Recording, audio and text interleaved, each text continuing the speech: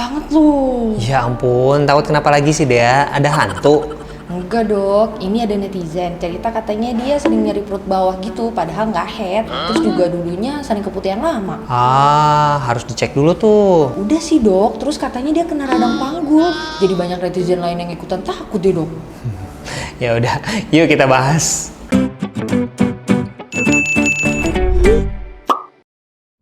Hai Smart Moms Indonesia, welcome back to Dr. Niko Channel. Nah, kali ini kita akan bahas tentang radang panggul. Apa sih yang disebut dengan radang panggul itu? Jadi gini ya, radang panggul itu sebenarnya adalah peradangan yang terjadi di rongga panggul Smart Moms. Nah, penyebabnya biasanya karena infeksi. Infeksi ini dimulai dari infeksi di Miss V berupa keputihan yang lama. Dan biasanya yang paling sering disebabkan karena infeksi menular seksual seperti chlamydia, gonore, dan lain sebagainya. Nah, infeksi yang berupa keputihan ini bisa terjadi ascending infection, di mana infeksinya naik nih dari Miss V, naik melalui cervix, melalui rahim, kemudian ke saluran telur, dan jatuhlah di rongga panggul. Kemudian, infeksi ini berkembang di dalam rongga panggul. Gejala radang panggul ini paling sering adalah nyeri perut bawah dan tidak dipengaruhi oleh proses menstruasi dan biasanya didahului oleh keputihan atau infeksi yang lama. Nah, jadi Smart Moms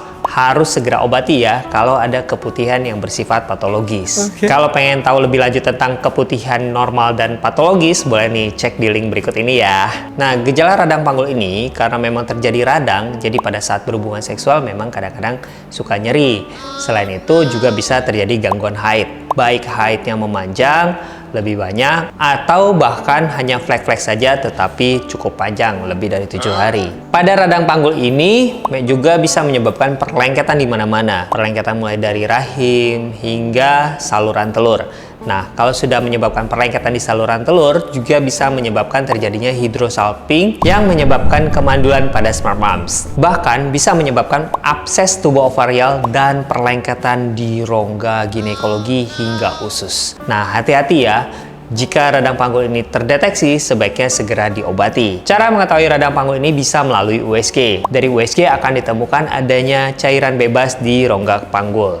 Selain itu, nyeri tekan di rongga panggul juga bisa mendeteksi kemungkinan adanya penyakit radang panggul tersebut. Tapi, gold standar pemeriksaannya adalah dengan melakukan laparoskopi. Dari laparoskopi, kita akan memasukkan kamera ke dalam rongga perut dan melihat kondisi rongga panggul secara real. Apabila ditemukan penyakit radang panggul atau bahkan hingga abses tubuh ovarial, maka akan segera dilakukan operasi untuk melepaskan semua perlengketannya dan diberikan obat-obatan antibiotik. Dan untuk Smart Moms yang memang sudah ingin promil dan terkena radang panggul ini, harus dilakukan operasi pengangkatan tuba dulu apabila sudah terjadi hidrosalping. Karena zat-zat hidrosalping ini toksik untuk embrio. Kemudian harus dilanjutkan dengan program IVF atau bayi tabung. Jadi ingat ya, kalau ada keputihan yang patologis harus segera diobati. Jadi gitu deh ya, ada Smart Moms. Paham kan? Paham kan? Jika Smart Moms masih punya pertanyaan lain, boleh nih tulis di kolom komentar di bawah ini atau kunjungi Instagram saya di Nicholas_SPOG.